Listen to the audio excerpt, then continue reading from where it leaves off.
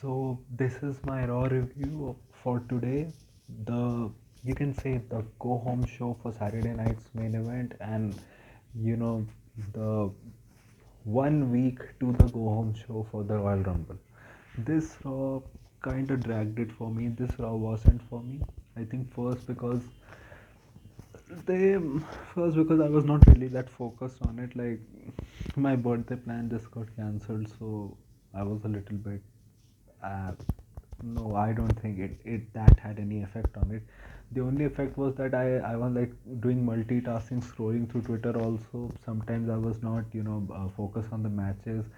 The thing is that we still get advertisements, so that kind of ruined the flow of the matches. And then also that one thing also is that they they also the show was structured in a weird way. Like it was still 2 hours 35 minutes, but it felt like 3 hours to me. And the segments that came after one another, I didn't think they were the right way to go. Of course, there were some notable things that happened on this Raw. There were some things that I liked, but they were not that good to the extent which I wanted. It also felt like many of the things were either, kept to the back burner, or, were decided at the end moment, because they're probably holding it off to next week and after Royal Rumble, so that they can kick off the Road to WrestleMania season. And also because you know today the inauguration just happened, maybe they were not expecting that many people to watch the product anyways.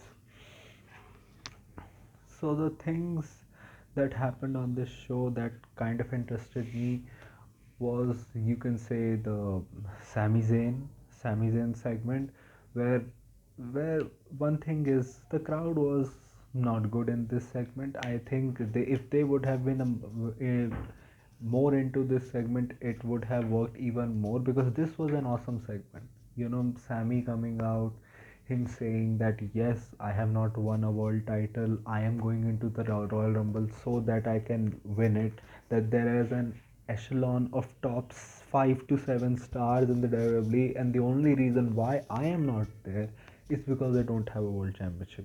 I don't need to win the championship, because that isn't a barometer for fulfillment in my life, because I've had a very good career, and you, the fans, have supported me throughout it, and they did. And but crowd was pretty mild whenever he said that, I'm going to win the Royal Rumble and all. Then Kevin Owens came out, and that was the moment that you can say that I audibly guess I was like, like this was legit my expression when I saw Kevin Owens come out. And his promo was like people on Twitter pointed out, a person manipulating his own brother for to ensure that he remains champion. Who does that person remind you of? Roman Reigns. Just like people on Twitter said, KO is becoming everything he didn't he was against. He almost ended Randy Orton's career, kinda like how Roman Reigns tried to end his career. Now he's manipulating Sami Zayn, who he considers his brother, like Roman Reigns did it to his brother Jey Uso, to ensure that he remains the Universal Champion. So Kevin Owens comes out, and Sami Zayn is like, Sami Zayn was pretty direct, and I like that. He was like, we all saw what you did to Cody. So, I also teamed with Roman Reigns. So how is it going down? Like, I'm ready. How's it going down? Come on. And KO was like, uh, is that what you think that I'm here to do? To attack you? The thing is, your situation is different from Cody, because you have history with Roman Reigns. And as you're a good guy, you forgave him for his actions.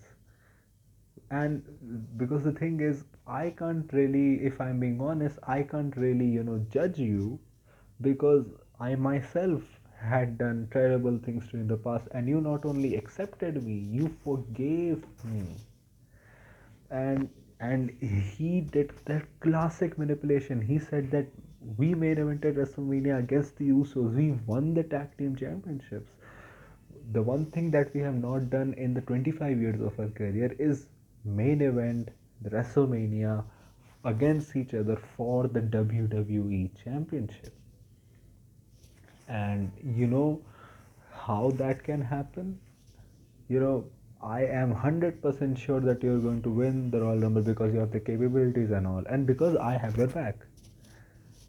That only happens, that dream only happens if I also walk out of the Royal Rumble as the WWE champion. And I know you will have my back because you had Roman Reigns' back. So, I believe in you, Sami Zayn. One thing that I felt that this was kind of last minute because they didn't have any Kevin and Sami interaction till now. They had teased a lot of Kevin and Sami interaction because just Sami came out and attacked someone, then he's off the screen, then Kevin comes out. Sami has been attacked, then Kevin comes out. But they have not had a direct confrontation. So right now for weeks I had been thinking that obviously it will be Cody versus Cody will win, but it will be because of Randy Orton returning. But now that I think they have actually pivoted, I think right now that their new plan is probably Sammy will be involved because for what the things happened in the segment, and what they'll have is that Sammy, because of Sammy's conflicted emotions about who to help, Cody will win. Then you'll have Sammy versus KO at Elimination Chamber, which I think they'll probably have the main event because it's in Canada. You don't really, it's Elimination Chamber. It's not like it's Elimination Chamber match main events or either Rhea versus Naya has also main evented the show. So you can have Kevin and Sammy get their big main event in a stadium show in front of their home country, and you have Randy Orton return there, and then Sammy beats KO there. Then you set up KO versus Randy at Mania, or maybe that six-man tag Sammy, Jay, and Randy versus Drew, Seth, and KO. Maybe that. I think this is the new plan now because otherwise I was thinking that Randy comes back, maybe Cody versus KO versus Randy happens at Elimination Chamber to end this feud. Cody then pins Randy. UKO is still angry because he lost his last chance at the World Championship. He goes, maybe Sami is in the World Heavyweight Championship Elimination Chamber to determine the challenger. KO attacks him, and that way you set up KO versus Sami at Mania. I don't think that's the plan right now. I think the plan has changed. I think only thing with this new plan, if it is the new plan, is because I'm just speculating. Is will Cody defend his title at Elimination Chamber then? Or will he go like 2 months without defending the title because February 1st is the Royal Rumble, and then at March something it is the in early March it is the Elimination Chamber, then it's in April 19th or 20th the WrestleMania is happening. So it will be like him not defending the title for what, like all 1.5 months, almost 1.5 months. I don't think that is happening. So who is Cody then facing at Elimination Chamber? Or maybe he's defending at SmackDown, but against who? Is he defending his title? So that is the problem with this. Then also, like, we had a Judgment Day backstage segment where where there were tensions between Liv and Dominic. Like, Liv was like, "You cannot take a joke," and Dominic was like, and everything. And it's been decided that Dominic and JD, a new tag combination of the Judgment Day, will face the War Raiders next week for the tag team championships. I think Triple H finally remembered that he had a tag team champions on Raw, World Tag Team Champions, and they needed to defend their belts because it has been like what, a month? Next week it will be more than a month since War Raiders will have their first defense in more than a month. Their first defense after more than a month next week against Judgment Day. First thing that also happened is that the American Made is staying on SmackDown. I don't know who is he. The fat one is Brutus or Julius. The thing is, the other one who is like much more fit of the Creed brothers, Like his voice had different tones. Like it had the angry tone, it had the serious tone, but his face had no expressions during the promo when he called out the War Raiders for the tag team titles. Ivy Nile called that she wanted a shot at the Intercontinental Women's Championship, and Chad Gable was like, I have to, go and my get to find a way that I have found a way through Dominic Mysterio to overcome my luchador problem, because I lost to Dragon Lee, I lost to Penta, so I have to go and do that. Well, I was expecting American Made to go to SmackDown, but they are on Raw. I mean, SmackDown does need American Made more, but I kinda get it why they are on Raw, because maybe the Judgment Day is going to split a lot earlier than we thought, because now the Wyatts are on SmackDown, so I don't think maybe the Judgment Day match is not happening.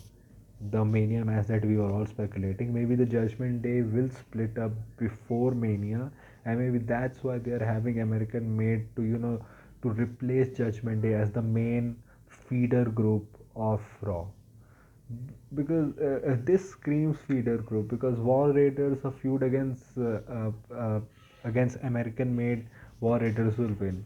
Ivy versus Lyra Valkyria, Ivy will win. So they are the new feeder group on Raw. That is the thing. That is the plan that I see. There were some things that we didn't see during the show, which was one Karrion Kross promo where he called out CM Punk and Seth Rollins and Sami Zayn. You also had when Seth and Sammy were talking backstage, and Seth was like, you declared for the Rumble, you are my friend, but in that Rumble, if we come face to face, I'm still going to throw you out. And you had Karrion Kross standing behind Seth from a distance.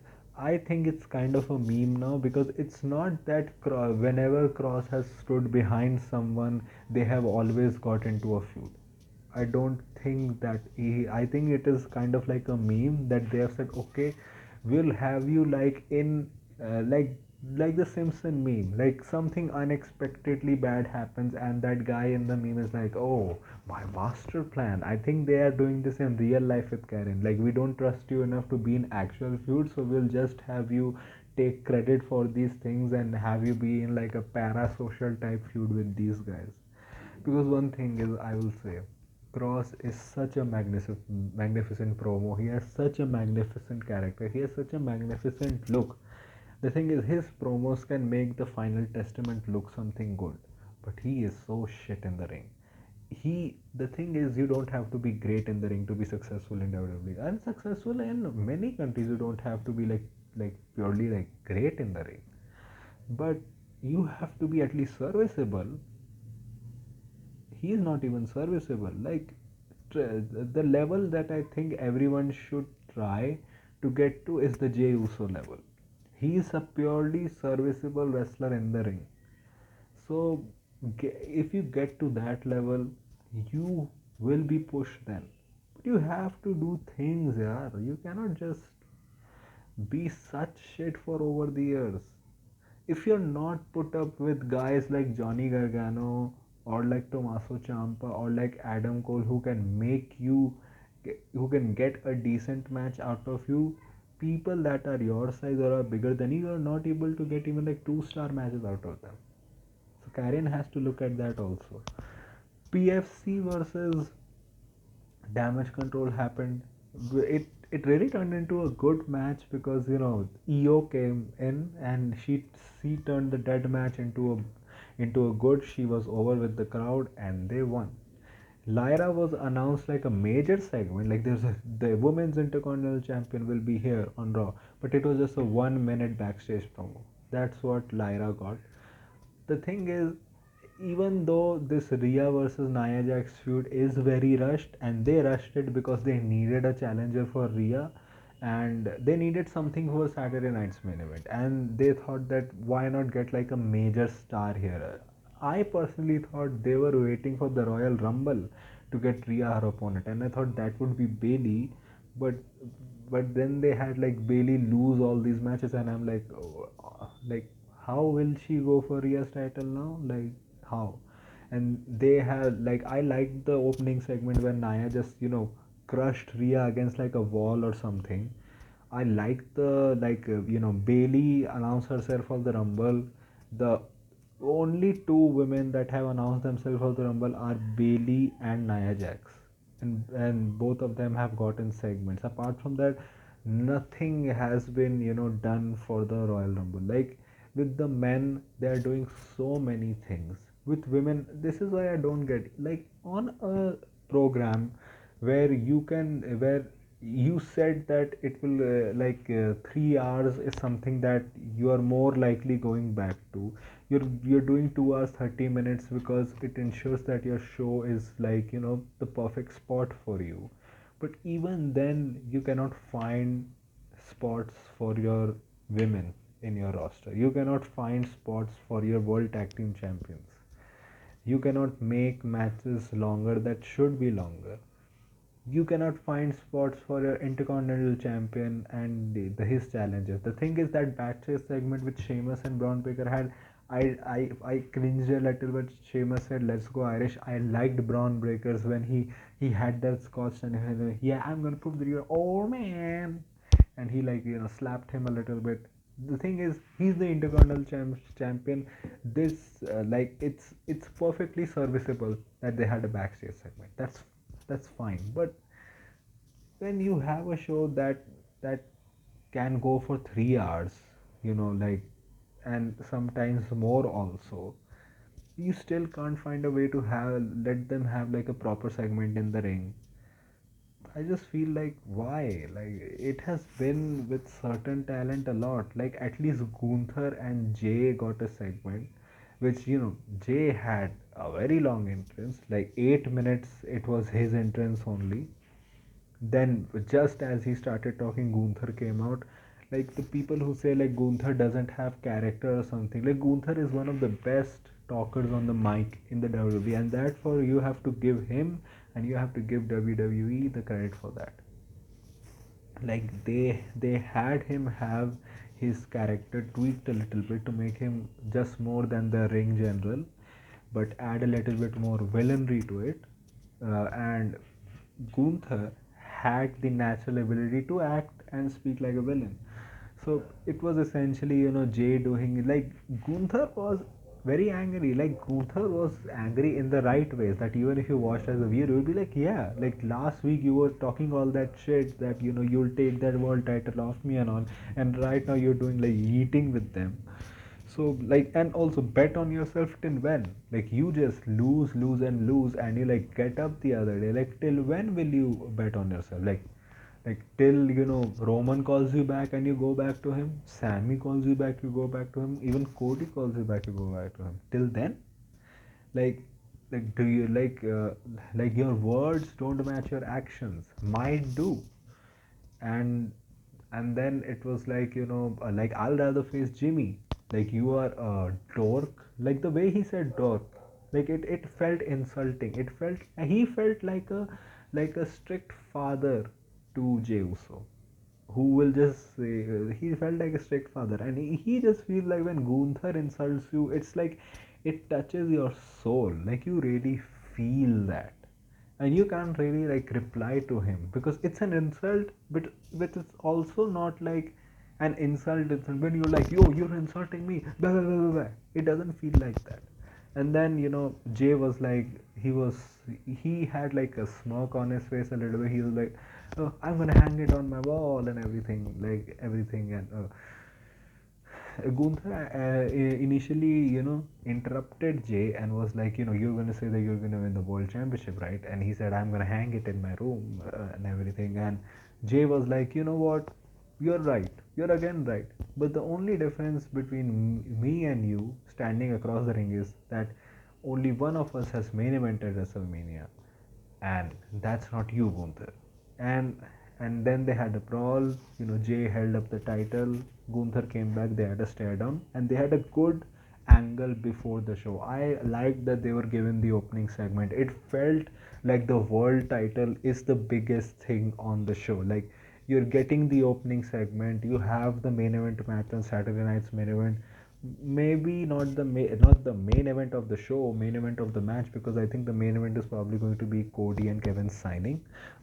But you have the main event match, you get the opening segment, you get like a 15-20 minute opening segment. It felt like the world championship is important again, and again felt like he can actually win the world championship due to the content in Gunther's promos as his, but he held up the title, so according to wrestling logic he won't win.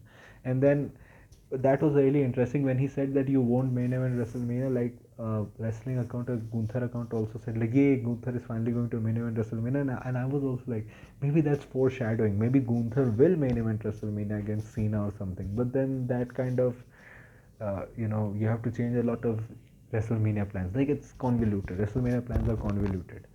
Then also, I think probably the best thing that happened on the show was the CM Punk promo. According to me, that was the best thing that happened on the show. uh, CM Punk, at the starting it was a little bit slow. He was like, "Oh, Roman Reigns, ba ba ba. Roman Reigns needed my help. Cena, I can see you throwing me out." I was like, "Is this a typical kind of promo or something?" But then it was like visceral. It was like hate. He was like, "Drew McIntyre, I put him in the dirt." And it was like Drew has been catching strays since he has come back, and he can't really say anything in replies. Like, be it Seth admonishing Drew when he came back, he just stands there and take it because he has to, because he lost to CM Punk. CM Punk will be like, "Last time you were begging on your knees against me, this time I put Drew McIntyre in the dirt. Sammy is not on my level." I think this add layers to Sammy's story as well, because he does not see him at the level of the 5 to 7 top superstar, and the others also don't see him. And maybe CM Punk, whenever he becomes the world champion, when he has a feud with Sammy, we may see a heel turn type there, because he does not see him at his level. He is at his level. Seth Rollins, I beat him. Then he this is, I think, his first shoot lines when he came back, because WWE actually cut this footage from the content that they uploaded on social media.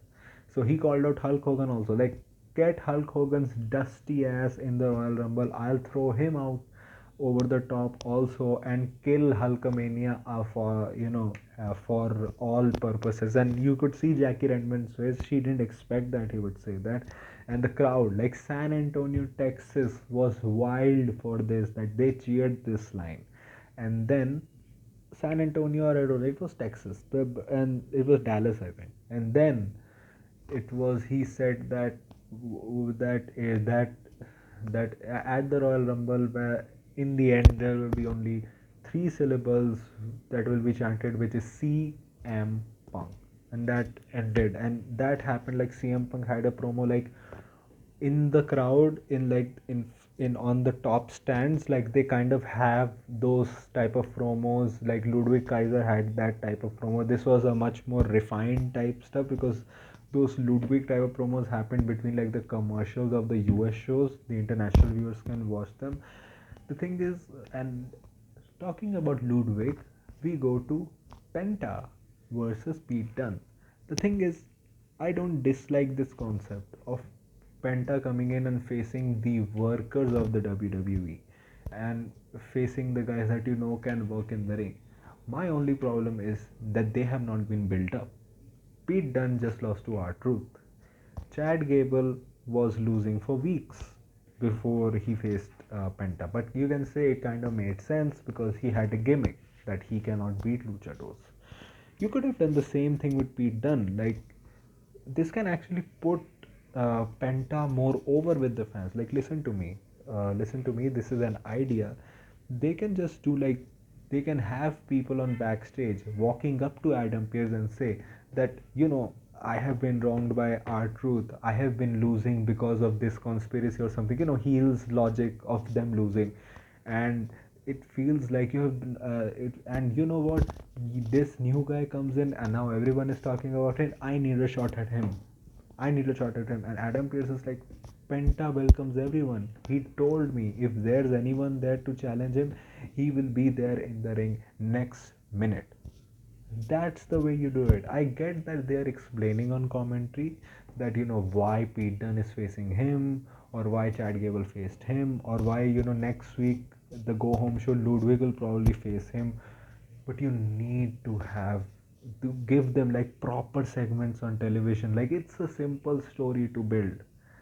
Like, these heels who have been losing their matches despite saying that they will win, they have legitimate character, uh, they have legitimate reason to go up against Penta because he is the new guy, and they think that he is stealing their spotlight, and they think that he is just buzz, he is nothing substantial, so they can beat him. And I get that. You can also explain that maybe other opponents have gotten better of these guys, but Penta is new to the WWE. He is still, learning the ropes, and he's getting the better. Maybe cancel that thing. But apart from that, you can do that. Give this Penta thing a proper. The thing is, match was still good. Penta is mad over with the crowd. They're doing the Cero Mio though. Let's go Penta chants. They had even new pyro, like they had the spinning chakri that we see on Diwali. They had that, and Pete Dunne won. No, Penta won. But I just hope they do things. One thing is that logically, this can lead to two things. First is that next week Penta beats Ludwig Kaiser, and he says that what, since I have coming here, I have done this, and I am going into the Royal Rumble. And even when he announces that he is going into the Royal Rumble, that shouldn't be the last that we see of him. Get him involved in that Cody segment. Get him involved in that Roman segment in some way, attacking someone like a Drew or something. Maybe maybe Cody calls out Penta. He says, "I have known you since a long time ago." Maybe then Ludwig confronts him. So give him that match also against Ludwig, but give him a big spot in a segment either involving Roman or involving Cody, because both are on Raw next week. I hope they do that. And also logically, this can lead to Penta versus Breaker also, because what, Penta is 2-0 now. Like, Pete Dunne is someone that has faced Sheamus before. Like, I think, was Pete Dunne in the Intercontinental Championship picture? I don't think so, but he's kind of like the mid carder. He has faced, he has defeated Chad Gable, he has defeated he will probably defeat Ludwig Kaiser. So he has 3-4 wins, which kind of like puts him in the contention for the Intercontinental Championship. Maybe Damien Priest feuds with Penta when he comes in. Maybe he's like, I have gone through Finn, I am back. Now I am setting my sights back to championships. I can't go after Gunther right now because whether it was by cheating or whether it was in a triple threat, I lost. But as I have defeated Finn Balor, I am coming after you, Braun Breaker, and maybe Penta interrupts. You have a you have a Penta versus Damian Priest number 1 contenders match. Maybe Braun Breaker causes something to happen in the match. You have a triple threat, Braun, Penta, and Damien. That way, you can give Penta a spotlight, still having Braun like pin Damien to retain the championship. Then you can lead off to Braun and Damien having a feud. Maybe Penta then can feud with.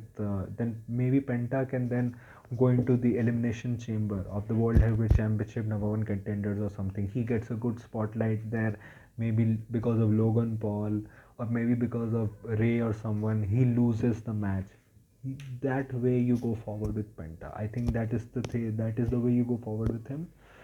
And you also had other things. Maybe I have missed some things. Yeah, the New Day thing. The after the commercial break, Kofi and Ray was pretty good, but they had they were not gelling that well. Many people liked their match. I liked Ray's speed. I liked that Kofi, if he wants to, he can still go. Like, they botched a little bit. Like, even the pinning combination in the end was a little bit botched. I think like it was supposed to be much more quick. The power bomb, I think, was a little bit botched. They were kind of not able to match either each other's speed. Like, and Kofi's body looks much better in those black trunks and everything. Even though it's the same body type, it's not like he's buff or anything. He just looks more physically intimidating. Like, Kofi and Xavier had their promo before. I don't understand JBL's involvement here. His involvement Be it in the New Day segment before the match where he gave him like a $2 bill, it didn't make sense. In the commentary, he was a little bit funny. It still didn't make sense. That they just wanted someone who can get eyes on them. JBL was in Texas, so they got him there. Then Ray won, which was fine for me. But the thing is, the a New Day versus LWO feud does not mean that it is bad for New Day. It's just that why didn't they do it like the week, the 2-3 weeks after their turn? Like this match, finally the New Day are in the ring after like 6 weeks of their turn, and they just go into a feud with LW. Like the thing is, it is a logical feud, but it's just that when you have been waiting for 6 weeks, I get why it happened because they were going on to Netflix. Maybe some injuries happened, maybe they didn't have much time, but that's not my problem. As a viewer, that's not my problem. I get what they're doing. The thing is, you need to have New Day eventually win the World Tag Team Championships also. But you did not give War Raiders enough defenses. Now you are having War Raiders get a defense. Then when will the New Day win the Tag Team Championships? Because I get it. The rest of the LW came out to save. Aside from Dragon Lee, he is at home with his pregnant wife. He came out. LWO, I get it. How Joaquin Wild and his partner are the perfect person for the New Day to beat, and then eventually, whenever Dragon Lee come back, you can set up a Rey Mysterio and Dragon Lee versus New Day match. And I would like, if when that match eventually happens, that there is some sort of mishap that happens, that because of which New Day wins, and you get like some kind of dissension between Ray and Dragon Lee. But the thing is, I like that they're kind of like cowardly heels right now, but I would want them to be like serious heels I wanted to be, but it kind of doesn't suit their character because their character is essentially they think that they are the good guys, but the rest of the world doesn't think so. So it doesn't kind of make sense for them to be like serious because they are still like bunch of chumps. Like they're still the chumps that didn't win titles since like 4 years or something, or 2 years or something. It's just that now they are in over their head a lot more. One thing you can say is that Ray is moving very fast for his age. Like he's just seamless. Kofi also, when he wants to, he can put in effort, and he can be still good. So that happened. Uh, you had the Naya confrontation. Naya defeated Bailey clean. I think it was a better match than the matches that they have had. They still don't have any chemistry. Bailey lost again clean. She lost to Tiffany clean. She has lost to Candice clean. She has lost to Naya clean. The thing is, like Bailey doesn't really lose that much from losing clean, but the thing is, when you have Bailey going from losing clean to like suddenly in a title picture, you just are not able to invest that much into a feud because she loses clean so much. The thing is, I don't mind her losing clean if she doesn't immediately go into a title program and I'm supposed to take her seriously as a challenger. The thing is, she lost clean. It kinda made sense she lost clean because then Rhea came out. I liked the brawl. Like this brawl was better than some of the repetitive pick apart brawls that they have done. So they did fine here. Rhea then said, "You, me, Naya, SNME." And it's like I like last week's, what was Naya's motivations, that she doesn't like Rhea and Liv and Tiffany both. But why is she focusing on Rhea right now but not on Tiffany right now? The thing is, I get why she hates both, but she hasn't really given a substantial reason about why suddenly she is still going after both. Why is Rhea her prime target number one, and why is she so cross with Rhea right now? She is she is it doesn't make sense, but I get it. They had to like come up for an opponent against Rhea like some way. They wanted another big star at SNME. They looked at the card and they was like, we need another star. And what's better, like have Rhea get her first world title defense, and it is happening quick.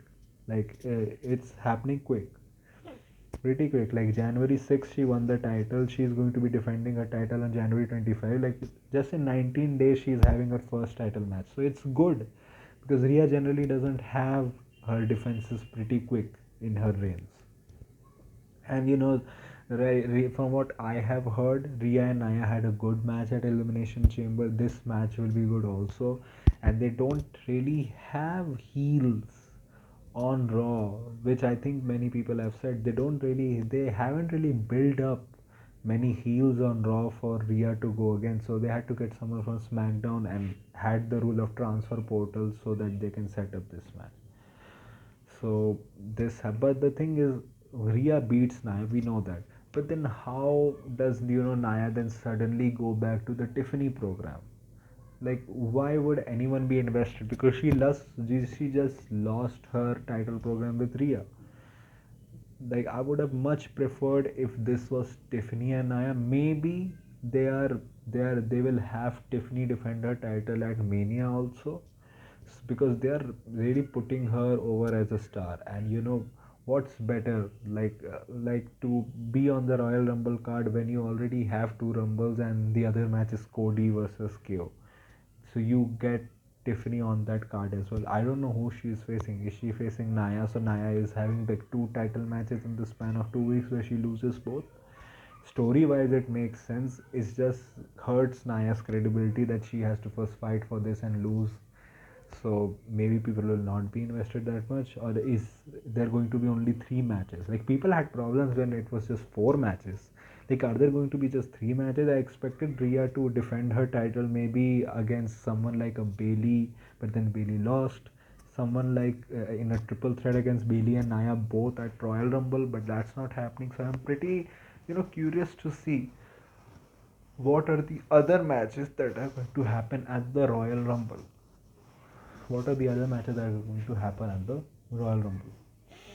They had some graphics mishaps also. Like when they were announcing the card for the show, when they announced that Rhea will face Liv, they just had the shot of the river in San Antonio showing. They didn't have the graphics, and they also had like Wade Barrett, 1 year, 13 years ago won the first NXT, and Michael Cole really had a good comment that people talk about me that I look too old, and Barrett's reaction was pretty great. And also then you had the main event, which was Drew McIntyre versus Seth Rollins. I didn't really like this match because one thing that I have noticed with Drew's matches is that they are a little bit slow. Like it's headlocks at the start, it's wearing the person down, and then maybe it gets better, after like an initial 5 to 8 minutes, 10 minutes, it gets better depending on the length that they are going. The first few minutes are like just that. So that's a problem. And then commercials were a problem for me. I liked the ending. Like I liked the talking that they had during the match. Like Seth was like, how dare you disrespect me like that. Drew was like, you're all talk, you're fighting Drew in Mania season, we have the same goals but you're so selfish and all. And at the end, Seth wins with a roll up. Now I don't have problem with Drew losing. I had a problem with Drew losing against Jay because at that time there was no like inclination in the story like Drew was weak, because at that time it felt like Drew was indestructible because he was destroying Sami, he was destroying Jimmy, but then he just lost to Jay. Right now him losing makes sense because uh, like in the J match, he he is his own worst enemy. He got into gloating a little bit too much. Like in the J match, he started gloating. He's a bit too much. Just like in the Seth match, he started gloating too much, and because he's his own worst enemy, he lost by a roll up. But then Drew goes crazy. He attacks Seth. He's still doing the you're selfish and all thing. You're too stupid to understand. Then Sammy comes out. He attacks Drew. Then again he goes back to Drew when he has checked up on Seth. Then Drew like headbutts him or something, and then Drew is about is has Seth in the corner. He's saying his stuff like you are selfish and all. Then Sami comes in, runs in. Drew, you know, goes to the side. Sami hits a Helluva kick. Drew goes out of the ring, and Seth is like pissed. Sami is like explaining his side. Crowd is chanting, "You fucked up." Drew is laughing, and it's a good segment to end. Of course, uh, was this the perfect segment? No. Did it further stories? Yes. Was I looking at this segment bored? Yes. So this was a close to 3 out of 5 show, maybe a 2.5, maybe something. This show didn't really like catch me off, like didn't really get me invested. But what are your opinions about Raw today? Tell me in the comment section. Go subscribe to my channel, like this video if you like this type of content, share this also if you don't, share it with those who do. My social media links are in the description also, go follow me on them. My UPI link is in the description, shabo@okicici.com. Go donate any amount of money that you can so that I can make YouTube a permanent career option. So that was it for me right now. So thank you, goodbye, Alvida.